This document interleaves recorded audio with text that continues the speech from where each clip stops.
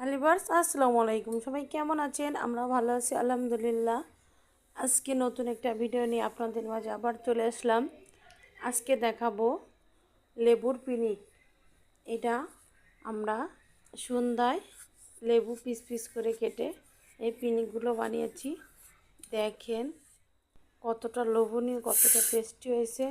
এত এত ঝাল, জিভে জল চলে আসে।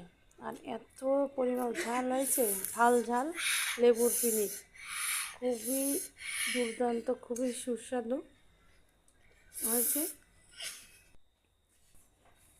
কতটা লোভনীয় হয়েছে দেখেন। এভাবে আপনারা লেবু গাছ থেকে লেবু পেড়ে পিস পিস করে লেবুর পিনিক বানিয়ে খাবেন, ঝাল ঝাল করে।